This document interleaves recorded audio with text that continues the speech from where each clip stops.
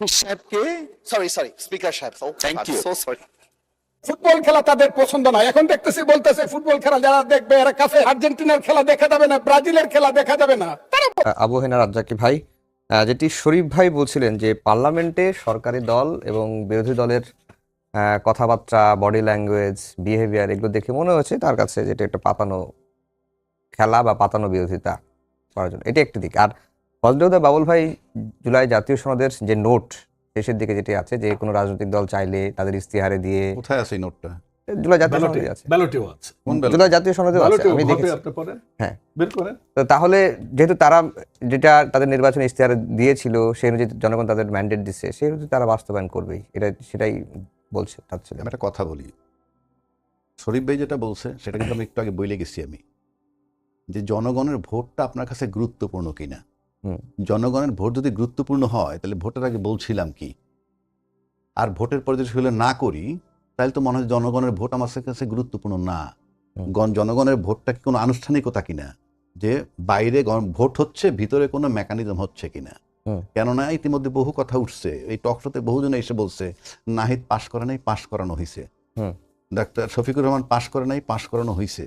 তার মানে হচ্ছে এই পাশ করানো হচ্ছে মানে কি, তার মানে নির্বাচন ওই দুইটা লোকেরই যদি আপনি দুইটা আসনে পাশ করায় থাকেন, এটা শুনছেন তো আপনি নানান টকশোতে, তাই দুইটা লোকের যদি পাশ করানো হইয়া থাকে তাহলে তো নির্বাচনটা বিতর্কের ঊর্ধ্বে নয়। এই দুইটা সিটে তাহলে নির্বাচন হয় নাই, তাহলে পার্লামেন্টই তো কমপ্লিট হয় না। দুইটা সিট যদি আপনি ওইভাবে কইরা থাকে তাহলে তো নির্বাচনী ফলাফলটা সঠিক না। কেন বলছি, যেমন ভাই বলল আমার বাবুল ভাই, বিএনপি সব দলকে সম্মান করে। অফকোর্স শরীফ ভাইয়ের সাথে এই কথাটা মিলে যায় যে হাঁটলে পরে হ্যাঁ সংসদ প্রাণবন্ত রাখতে হবে, অর্থাৎ সব দলকে সম্মান করে কিন্তু ভোটারকে সম্মান করে না। তাহলে ভোটার ইমমেটেরিয়াল, একদম ইমমেটেরিয়াল। আপনি ভোটারকে সম্মান করলে পার্লামেন্ট অটোমেটিক প্রাণবন্ত হয়ে যাবে। এইবার আসেন, আমি বিএনপির যেহেতু ভাই আছে এখানে একটা সিম্পল প্রশ্ন করতে, আমার সব বাদ দিলাম, গণভোট, জুলাই অধ্যাদেশ, একের সব কিছু বাদ দেন, আমরা নির্বাচনটা কিভাবে করলাম? এই যে সাংসদরা পার্লামেন্টে বসে আছে তারা নির্বাচনটা কিভাবে করলো? বাংলাদেশের যে সংবিধানের কথা বলে সেই সংবিধানের নির্বাচনের একটা তারিখ দেওয়া আছে। আমাকে অনেকে, আমি বহু জায়গায় চ্যালেঞ্জ করে বলছি তারিখটা কিভাবে, আমি কি তারিখ দেওয়া আছে, সেই তারিখটা কি? তারিখটা হইলো যে সংসদ যেদিন ভেঙে যাবে তার থেকে 90 দিনের মধ্যে আপনি নির্বাচন করবেন। অর্থাৎ জানুয়ারি মাসের 1 তারিখ যদি সংসদ ভেঙে যায়, জানুয়ারি, ফেব্রুয়ারি, মার্চ অর্থাৎ এপ্রিলের 1 তারিখের মধ্যে নির্বাচন করবেন, ওইটাই তারিখ। আমার সংসদ যখন ভেঙে গেল, সংবিধানের 123 অনুচ্ছেদ আপনি খুলে দেখেন, সেখানে বলা আছে 90 দিনের মধ্যে নির্বাচন। সেই 90 দিন পার হয়ে 18 মাস পরে আমি নির্বাচন করলাম। সংসদের কোথায় লেখা আছে যে 18 মাস পরে নির্বাচন করবেন? এইটা যে সঠিক না। প্রথম তো সব সাংসদ যারা, আমি শুধু সরকারকে বলছি না, বিরোধী দল সহ এই যে সাংসদ যারা আছেন ওখানে, এই সাংসদদের সংবিধান মোতাবেক বৈধতাটা কিভাবে, সেটা আমি প্রশ্ন রাখছি। ভাই এখানে আছেন, সংবিধান মোতাবেক তাদের বৈধতাটা কিভাবে? আমার সংবিধান মোতাবেক 8ই অগাস্ট যদি ধরি ওতনিস ইউনূস সাহেব, সেই দিন থেকে যদি 90 দিন ধরি তাহলে 6 বা 7ই নভেম্বর 2024-এর মধ্যে নির্বাচন হওয়ার কথা। আপনি 26-এর ফেব্রুয়ারিতে নির্বাচন করলেন কোন সংবিধান মোতাবেক? এবং এইটার বৈধতা নিতে হইলে আপনাকে ওই প্রশ্ন আমি আর যাচ্ছি না যে গণভোটের এবং জুলাই সনদ বাস্তবায়ন করে, তার আগে প্রশ্নটা রাখলাম, আপনাদের বৈধতাটা কি? মানে আপনাদের, মানে বিএনপির না, শুধু পুরা 300 সাংসদের 106 তো আপনি ইউনূস সরকার বসলেন। 106 তো ইউনূস সরকার যদি বৈধ হয় তাহলে ইউনূস সরকার যে নির্বাচনটা দিয়েছে সেটাও তো বৈধ হওয়ার, তাইলে বলতে হবে যে সংবিধান মোতাবেক না, ইউনূস সংবিধান মোতাবেক।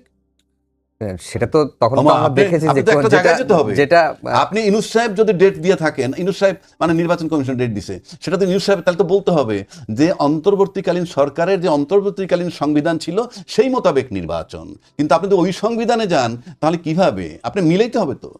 এই মিলানো না হওয়া পর্যন্ত, আমি আজকে বলে রাখলাম, আমি 8 মাস ধরে বলতেছি, এটা কিন্তু সামনে আরো জটিলতার রূপ ধারণ করবে, সামনে সময় আসতেছে। সেটা নিয়ে তো হাইকোর্টে চ্যালেঞ্জ হয়েছিল। হাইকোর্টের চ্যালেঞ্জে কিছু হবে না। এটা শুনেন, সংসদে হাইকোর্ট দিয়ে কি করবেন? হাইকোর্ট কি সংবিধানের ঊর্ধ্বে? না, এটা এই আপনি যে প্রশ্নটা তুললেন এই প্রশ্নটারই সুরাহা করার জন্য হাইকোর্টে রিট হয়েছিল। কোনটা?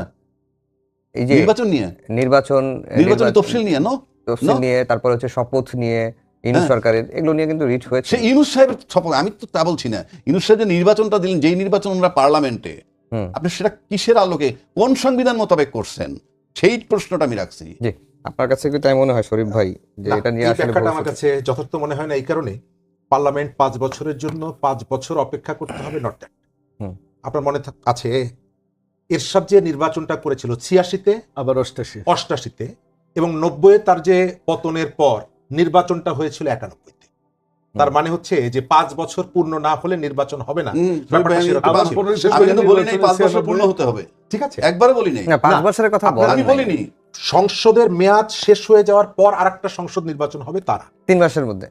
কিন্তু এখানে তো সংসদের মেয়াদ শেষ হয়নি। কোথায়? এই যে কোন সংসদে বলেন? আগের সরকারের সংসদ মেয়াদ শেষ হয়নি? না। কেমনে? সংসদ ভেঙে দিছে না?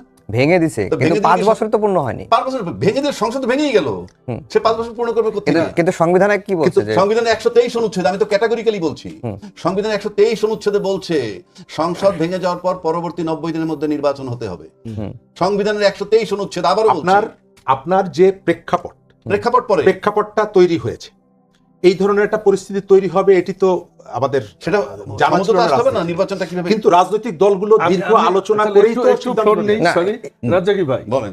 আপনি যেটুকু বললেন সংবিধানের কথা, তাহলে আপনি আসেন যে এই যে 5ই আগস্টের বিপ্লবের মধ্যে যে কাজগুলো করা হয়েছে, এগুলা কি আইনসম্মত? সেটা আমি বলছি, আইনসম্মত। আমি আপনাকে বলছি আইনসম্মত নয় তো? না, আমি বলতেছি শুনে, তাদেরকে এই যে দায় মুক্তি দেয়া হলো, রাইট, দায় মুক্তি এখন হয় না, আমি সেটাই বলতেছি। সংসদে দায় মুক্তি দেয়া হয়েছে। আমি বলছি আপনার 5 আগস্টের পর আমরা একটা জুলাই ঘোষণাপত্র করছিলাম, খেয়াল আছে?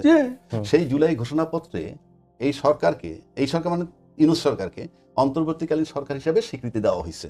আচ্ছা, আমরা বারবার বলছিলাম যে ওইটাকে সংশোধন করেন, ওখানে লেখেন এই ইউনূস সরকারের মেয়াদ, উনি একটা অন্তর্বর্তীকালীন সরকার এবং ওনার মেয়াদ হবে জুন 2026 পর্যন্ত, এবং এর ভিতরে উনি একটা নির্বাচন দিয়ে যাবেন। এটা আমরা বারবার বলেছি। সেই ঘোষণাপত্রটা যদি করতেন, আজকে আপনার এই ত্রুটিটা, আমি এখনো বলে রাখলাম তো, চ্যালেঞ্জ করেন, কিন্তু লং রানে it will come into effect. আচ্ছা, আমি আমার যে পার্টটা আমি সেটি নিয়ে কথা বলতে চাই। আমি একটু অন্য আলোচনাগুলোকে প্রায়োরিটি দিতে চাই। আমাদের এখানকার পরিবর্তনের পরে যে অর্থনৈতিক সেক্টরগুলো, আমি মনে করি এটি হচ্ছে ইম্পর্টেন্ট। এটা কতগুলো বাস্তবায়িত হচ্ছে। এই দেশের একজন চা শ্রমিক 182 টাকা বেতন পায় দিনে, তার জীবনযাত্রার কতটুকু উন্নতি হলো?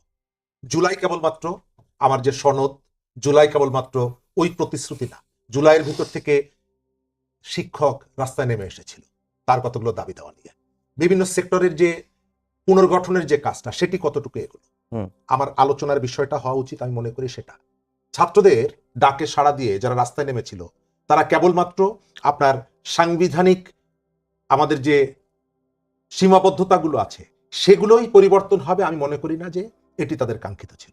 আমাদের দেশের আইন শৃঙ্খলা একদিনে আপনি দেখছেন এক একটা পরিবার শেষ হয়ে যাচ্ছে, একটা পরিবারের 4-5 জনকে খুন করে ফেলা হচ্ছে। এর আগে গাজীপুরে হয়েছে, কালকে লক্ষ্মীপুরে হয়েছে। এই জায়গাগুলোকে কি আমাদের পার্লামেন্ট অ্যাড্রেস করছে কিনা? আপনি প্রতিহিংসার রাজনীতি করবেন না বলছেন, আবার আমি দেখলাম একজন স্বনামধন্য একজন চিকিৎসককে নিয়ে যেটা হলো, এটা আমার ওই যে প্রতিশ্রুতি, সেই প্রতিশ্রুতি থেকে অনেকটা জায়গায় সংস্কৃতির যে পরিবর্তন, সেই পরিবর্তনের সাথে সাংঘর্ষিক হয়ে যায়, কাঙ্ক্ষিত হয়। আমি এই মুহূর্তে যেটা, আমাদের প্রধানমন্ত্রী বিদেশে গেছেন, চীনের সাথে একটা আলোচনা হচ্ছে, আমি বিপদ যেটা দেখতে পাচ্ছি, আপনি খেয়াল করেছেন যে এর আগে আমেরিকা আমাদের এখান থেকে করিডোর চেয়েছে এবং তারপরে যে রিপারকেশনটা হয়েছে, আজকে আবার আমি দেখছি আর একটা বড় শক্তি চায়না, সে এখন করিডোর চেয়ে বসেছে। অর্থাৎ তুমি যদি বড় কাউকে দাও, অমুককে দাও, তো আমাকে দিবা না।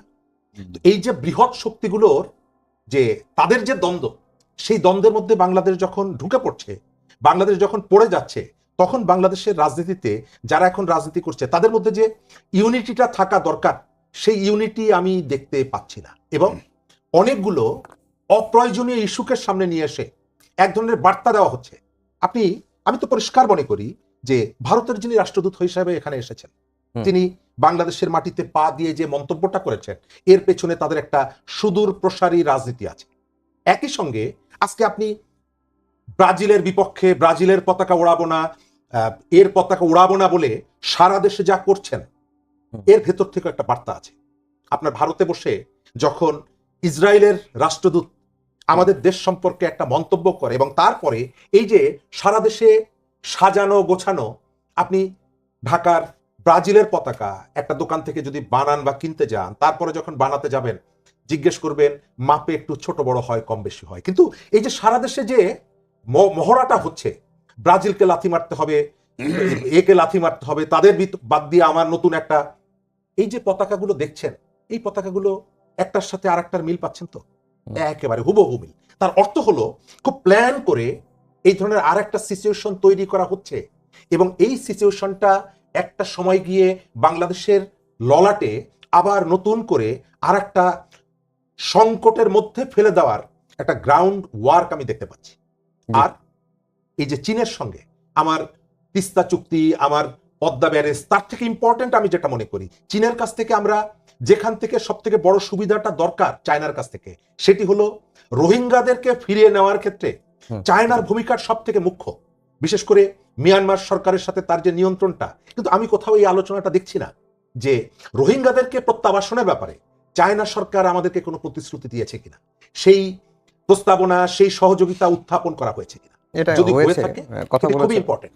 আমি মনে করি যে অন্যান্য চায়না কত টাকা আমাকে ইনভেস্ট করলো এই মুহূর্তে, কতগুলো কলকারখানা সে তৈরি করলো, আমার আর্থিক ক্ষেত্রে কতটুকু সহযোগিতা করলো, ঋণ মওকুফ করলো, তার থেকে ইম্পর্টেন্ট হওয়া দরকার ছিল এই যে রোহিঙ্গা ইস্যুতে চায়নার আসলে স্ট্যান্ডটা কি, সেটা পরিষ্কার তাদের কাছ থেকে ব্যাখ্যাটা। জি বাবুল ভাই, দুটো প্রশ্ন, যে রাজ্জাক ভাই বলছেন যে তাহলে এই সংসদের বৈধতা কি, এটি একটি প্রশ্ন। আর বিএনপি সরকার বৃহৎ শক্তিগুলোকে কিভাবে আসলে সামলাবে এবং চীনের যে মনোভাবটা শরীফ ভাই বললেন এটা বিপদ দেখছেন।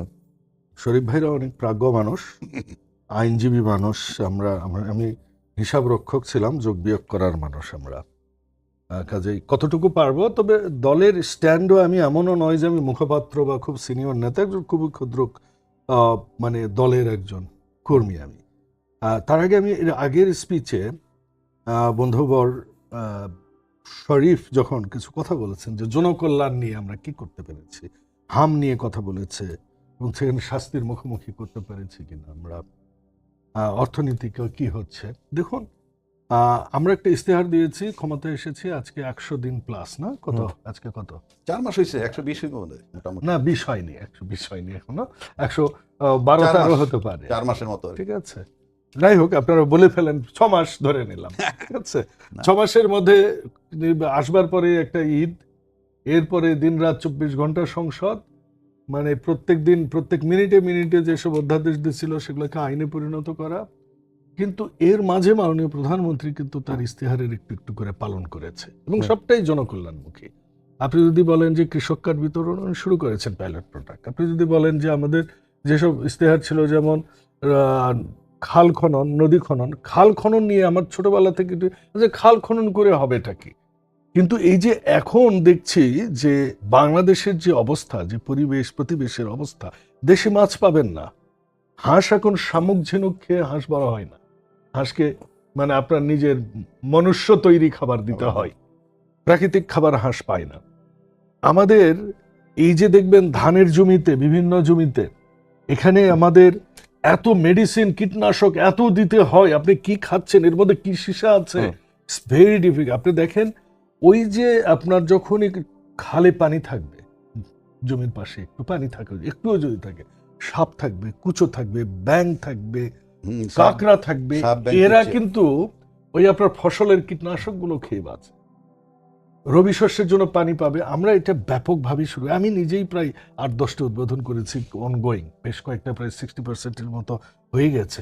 এত সুন্দর লাগছে। আপনি জিকে প্রকল্প আপনি যদি কোনোদিন দেখে থাকেন, এটা কোন জায়গায় নিয়ে গেছে, এই কাজ শুরু হয়ে গেছে। আমরা ইমামদের প্রত্যেকটা উপজেলায় একটা করে মসজিদের, আমরা 496-92টা মসজিদের ইমাম মুয়াজ্জিম খতিবকে আমরা পাইলট প্রজেক্ট হিসেবে অলরেডি আমাদের দেওয়া শুরু করেছি। মসজিদে, মন্দিরে আমরা অনুদান দেওয়া শুরু করেছি। গ্রামীণ কাঁচা রাস্তাগুলার এক রাস্তার 6 বার করে বিল তুলে নিয়ে গেছে আগের সরকার, তো রাস্তার উন্নয়ন হয়নি, কাজ হয়নি, আমরা সেগুলো শুরু করেছি। এবং আমাদের মনিটর মাননীয় প্রধানমন্ত্রী এমনভাবে করছে যে একটা চেক অ্যান্ড ব্যালেন্স শুরু করে দিয়েছে আমাদের প্রশাসনের সাথে। আমাদের এমন পরিস্থিতিতে আপনি যদি তারপরে যদি দায়ী করেন যে জনকল্যাণের কোনো কাজ শুরু করেনি। না, আরো আমি অনেক আমি কাজ। কিন্তু দায়ী করছি না। আমি শিক্ষার বলছি যে ক্ষেত্রে ফোকাসটা ভাই এই সময়ের মধ্যে এর চেয়ে বেটার করেছে আমার বুদ্ধি না, না, হওয়ার না। পর আমি দেখিনি। শরীফ ভাই কিন্তু এটা বলে আমি নাই, ফোকাস শরীফ ভাই বলছে করেছি, এটি- এটাকেই এই- ফোকাস ওইটাতে করা ফোকাস উচিত। আছে। এটা নিয়ে আলোচনাটা ওইটা হবে ফোকাস, সবার উচিত। কিন্তু জুন চলে আসছে, আপনার বাজেটও করতে হবে, কিন্তু সবই কিন্তু ফোকাস হচ্ছে। আমি আমার বুদ্ধি হওয়ার পর থেকে আমি ইম্পার্শিয়ালিও যদি বলি, আমি বলছি যে এইরকম কাজের অ্যাক্টিভিটিজ আমি এর আগে দেখি। জি, ভুলে আমরা যান যে আরেক যে প্রশ্ন প্রশ্নের উত্তরগুলো বলি আমি একটু। ভোটারকে আমরা সম্মান করছি না, তাহলে কাকে সম্মান করছি ভাই? ভোটার কি আমরা করছি? বৈধতা অবৈধতা সবকিছু 106 এর মধ্যে আছে, প্রেসিডেন্ট আপহোল্ড করেছে, এগুলো আপনি সব জানেন। খামাখা তর্কের খাতিরে আপনি তর্ক করছেন ভাই, এটাতে খামাখা যে আমি সময় নষ্ট করব না। আমাদের টকশোগুলো এখন ওই পড়ালেখা করা লোকেরা দেখে না, দেখে না সেটা আমাদের টকশোগুলো দেখে ওই চায়ের দোকানদাররা, কৃষকেরা, ওরাই দেখে, ওরাই মজা পায় এখন দেখে। কারণ এই কাজে ওই আপনার সাংবিধানিক আলোচনায় আমি যাচ্ছি না। উনি যেটা বলছেন চা শ্রমিক বেতন পায়, আরে ভাই আমি তো পার ডে 500 টাকা করে দিতে চাই, আমার গ্রামে লোক পাচ্ছি না, আমার 1010 লোক দেন, প্রত্যেক দিনে আমি 300 টাকা না 500 টাকা করেই দিব। এই শ্রমিক আমার খুব দরকার, আমি একটু গরু পালবো, ভেড়া পালবো, ছাগল পালবো, কিছু করে খাইতে চাচ্ছি, তো আমাকে সাপ্লাই দিবেন। আমি জানি না কেন জানো এই চা শ্রমিক কিন্তু এবার অ্যাড্রেস করেছেন মাননীয় প্রধানমন্ত্রী, অ্যাড্রেস করেছেন, উনি গিয়েছেন সেখানে এবং এটার ব্যবস্থা হবে। কিন্তু আমি দীর্ঘদিন থেকে শুনি 180 টাকা পার ডে, কেন যে আমার এটার রিজন আমি খুঁজে পাই না। আপনি পাবেন একজন কাজের বুয়াও তো আপনি পাবেন না রে ভাই, 3 বেলা থাকতে দেবো, খাইতে দেবো, কাপড় চোপড় দেবো, দেন না একটা কাজের বুয়া মাসে 15,000 টাকা দেবো, পাবেন না। এটা হচ্ছে কথার কথা। আইন শৃঙ্খলার কথা বলেছেন, আমি স্বীকার করি, এবং এগুলো অধিকাংশ ক্ষেত্রেই মাদক, জুয়া এবং পারিবারিক অসন্তোষ, বোনের জমি না দেয়া, উনি আইনজীবী মানুষ, উনি জানেন এগুলো আমাদের সমাজের নৈতিকতাটা নষ্ট হয়ে গেছে গত 17 বছরে। এবং এখানে যখনই জবাবদিহিতার আমরা মনে করছি টপ লেভেল হচ্ছে ডেমোক্রেটিক ট্রায়াল অ্যান্ড এরর বেসিসে আমাদের দেশে যদি 10 থেকে 15টা আগামী নির্বাচনটা হয়, গণতন্ত্রের মধ্যে যদি দেশটা থাকে, আমি মনে করি সেটা আমরা একটা সুফল পাবো। এটা আমার ব্যক্তিগত অভিনয়। আচ্ছা, মাননীয় প্রধানমন্ত্রী চায়নায় গেছেন, এই যে করিডোর চেয়েছেন বললেন, দ্বন্দ্বের মধ্যে বিডি পড়ে যাচ্ছে, আপনার সংখ্যাকে আমি অবশ্যই রেসপেক্ট করি, সম্মান জানাই, এবং আপনার কনসার্নকে আমাদের এটা হাতে নিতে হবে, কাউন্টে নিতে হবে। কিন্তু দেখুন, আপনি কি সারা পৃথিবী যখন ঝড় ওঠে, এখন উট পাখির মতো আমরা যদি বালিতে ঠোঁট মুখে গুজে পড়ে থাকি, তো ওই ঝড়ে কিন্তু আমি রক্ষা পাবো না। এখন এই বিশ্বপল্লীর যুগে এই জন্যই আমরা রাজনৈতিক অর্থনীতি এবং অর্থনৈতিক কূটনীতিতে আমরা চলে গেছি। এই জন্যই বলছি সবার আগে বাংলাদেশ। আমার যখন যাকে যে জন্য প্রয়োজন আমি তাকে সাথে নেব। এমন না যে আমেরিকার ওই ইয়েটাকে আমি একদম ইগনোর করতে পারবো না। যতটুকু সম্ভব দেশের প্রয়োজনে, যে দেশের স্বার্থে আমরা যদি এটাকে অনেকটা মানে ওই যেরকম মুজিব ইন্দিরা চুক্তির মতো আমরা একটু মানে ফুললি রেসপেক্ট না করে ইনডাইরেক্টলি এটাকে যদি আমরা অ্যাভয়েড করে চলতে পারি, চায়নার সাথে কিছু নিতে গেলে কিছু দিতে তো হবেই। এবং কি দিতে হবে, দেশের স্বার্থ বিএনপি বিক্রি করবে, এটা আপনি নিশ্চিত থাকেন, এটা কোনোদিনও হবে না। বিএনপি দেশের স্বাধীনতার অতন্ত্র প্রহরী, এবং বিএনপি সেটাতেই সেভাবেই কাজ করবে। যে বিএনপিকে রাষ্ট্রীয়ভাবে চায়না যেভাবে রেসপেক্ট করেছে, রাজনৈতিকভাবে চায়নার সাথে কিন্তু সমঝোতা হয়েছে, শুধু সরকার টু সরকার না, 2 রাজনৈতিক দলের মধ্যেও সমঝোতা হয়েছে। আপনি যেটা পতাকার কথা বলছেন, that is very concern and notable point here. এটা আমার বাসার আশপাশেও আমি দেখলাম আজকে। এইটা যে কোত্থেকে আসলো, এই সংস্কৃতি, এই কালচার, কি উদ্দেশ্যে, কোনটা? এবং বলেছেন যে একটা নির্দিষ্ট একটা গোষ্ঠীর পতাকার মাপের সাথে ম্যাচিং আছে, ক্যারিওগ্রাফি ওই রকমই। এই জিনিসগুলো নিয়ে আমাদের কনসার্ন হওয়া উচিত বলে আমি মনে করি। আজকে মসজিদ থেকে আমি বার হচ্ছিলাম, আমি যেখানে থাকি, দেখলাম 50 নম্বর ওয়ার্ড জামাতে ইসলামীর একটা ব্যানার ঝোলানো মসজিদ। আমাদের ধর্মটাকে বিক্রি করতে করতে, আর এখানে অবশ্যই আপনি সঠিকভাবেই বলেছেন যে বাংলাদেশকে এই দিকে যত নিয়ে যেতে পারবে ইসরায়েল এবং ভারত, কারণ ভারত এখন ধর্মের ব্যবসায়ী, তাদের সাথে মনের মিলও আছে। এবং আপনি জানেন এক সময় বলেছিলেন যে আমাদের ভারতের সাথে বন্ধুত্ব করব। লাস্ট একটা কথা বলবো, চীনের সাথে তিস্তা ব্যারেজ নিয়ে কথা বলতে চাই। আর রোহিঙ্গা প্রত্যাবর্তন, আপনি এটা উত্তর দিয়েই দিয়েছেন। রোহিঙ্গা প্রত্যাবর্তন আমাদের একটা অন্যতম এজেন্ডা, এবং এটা মালয়েশিয়াতেও আলোচনা হয়েছে, শুধু চায়নাতে না।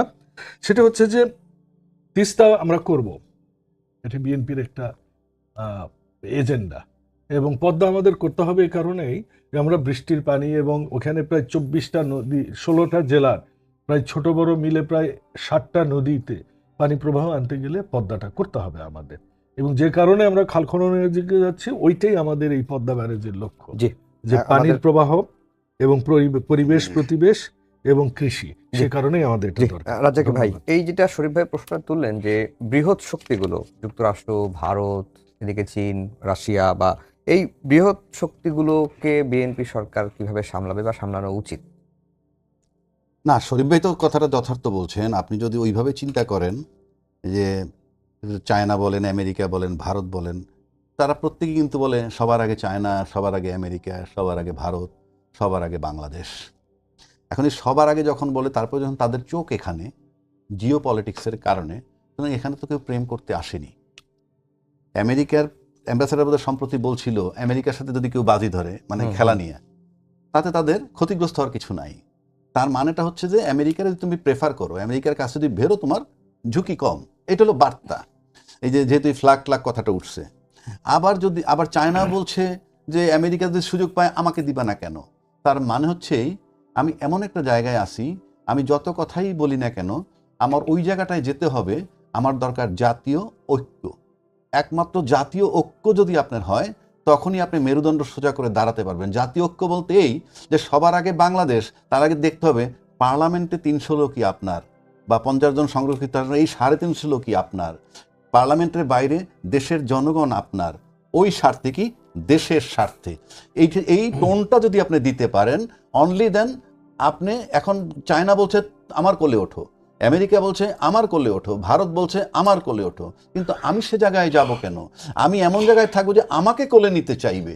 আমি উঠবো কি উঠবো না, যেটা ভাই বাবুল ভাই বললেন যে ঠিক আছে আমি উঠবো কি উঠবো, ওই যে মেরুদণ্ডটা, সেই মেরুদণ্ডটাকে করতে হইলে আমার যে ঐক্য দরকার, সেই ঐক্য আমাদের ভিতরে এখন পর্যন্ত নাই। আমি নিশ্চিত। কেন নাই বলছি, যে পার্লামেন্টে ফ্রম ডে ওয়ান যে সমস্ত কারণে আমার মানসিক দূরত্ব তৈরি হয়েছে, সেগুলো আপনি কিভাবে করবেন? তা এখন যদি আপনি মেরুদণ্ড সোজা করতে চান এবং ওদের সাথে বার্গেনিং করতে চান, তাইলে আপনার জাতীয় ঐক্য ম্যান্ডেটরি। আপনি দেখেন, আমি এখানে বসে চ্যালেঞ্জ করে বলছি, আমেরিকা, চায়না, ভারত, তার দেশে যত গন্ডগোল থাকুক, প্রত্যেকে তার দেশের ব্যাপারে ঐক্যমত্যে আমরা এক। কিন্তু বাংলাদেশকে আপনি এক করতে পারবেন না। না পারাটার ব্যর্থতা কার? ড্রাইভিং সিটে যে বসে আছে। জি, আমরা শেষের দিকে চলে এসেছি। শরীফ ভাই একটু সময় দিবেন? 1.5 মিনিট থেকে 2 মিনিট পাবেন। এখানে কেউ প্রেম করতে আসে না। আমাদের প্রথমত আমাদের এখানে আলোচনাগুলো আসলে একটু সমাজের মধ্যে মানুষের ভাবনার জগতে যেন একটু স্পর্শ করে, এটি আমরা চাই।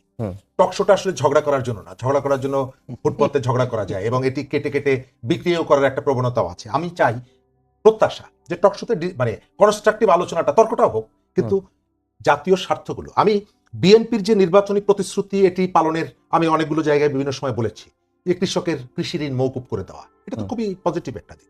এই যে পল্লী বিদ্যুতের যে অনিয়ম, এটি বন্ধ করার জন্য একটা উদ্যোগ নেওয়া, এটা তো চমৎকার একটা দিক। কিন্তু একই সাথে আপনাকে কেবলমাত্র আমার সাংবিধানিক যে তর্ক বিতর্কগুলো আছে, সেটিকেই যদি আমরা ফোকাস করে রাখতে চাই, এবং পার্লামেন্টকে, আমি বলেছি যে 12 ফেব্রুয়ারি দুটো ঘটনা ঘটছে, একটা গণভোট আর একটা হচ্ছে প্রতিকারের নির্বাচন। তো আপনার এখানে জননিরাপত্তা, এটাকে আপনাকে ফোকাস করতে হবে। আমাদের কর্মসংস্থান, চাকরি, এই যে চাকরির জায়গাটা, যে তরুণরা রাস্তায় নেমেছিল, এই তরুণরা কিন্তু চাকরির জন্যই কিন্তু রাস্তায় নেমেছিল, এবং এখানে প্রচুর বেকার মানুষ তৈরি হচ্ছে। আজকে দেখলাম পাবনাতে এসএসসি সমমানের একটা চাকরিতে 18-19 জন লোক, দেখেছেন মনে হয়? দেখেছি। তো তার অর্থ হলো যে আমাদের সমাজের মধ্যে চাকরির ইস্যুটা, কর্মসংস্থানের ইস্যুটা কতটা প্রায়োরিটি পাওয়া উচিত, ইম্পর্টেন্ট। কিন্তু আপনি কি পার্লামেন্টে চাকরি নিয়ে কোনো আলোচনা শুনেছেন এই 3 মাসে? না। আমরা চাই জনবান্ধব এবং জনগুরুত্বপূর্ণ যে ইস্যুগুলো আছে, জীবন ঘনিষ্ঠ ইস্যুগুলো, এই ইস্যুগুলো যেন পার্লামেন্টে আলোচনা হয়। বাবুল ভাই 30 সেকেন্ড আছে, বলবেন কিছু? হ্যাঁ, ঠিকই বলেছেন। আমাদের অবশ্যই জাতীয় ঐক্য, জাতীয় স্বার্থে সবার একমত হওয়া উচিত, দল মত সব নির্বিশেষে। হাসিনা যখন ভারতে গেল, বিজেপি আর কংগ্রেস, বামপন্থী সবাই এক, হ্যাঁ, ওরে রাখা যাবে। তো আমাদের ওই জায়গায় আসতে হবে যে আমাদের স্বার্থে আমরা সবাই এক থাকবো, দেশের স্বার্থে, দেশের স্বাধীনতার স্বার্থে, সার্বভৌমত্বের স্বার্থে, দেশের প্রয়োজনে আমরা সবাই একসাথে বসবো। এটা হওয়া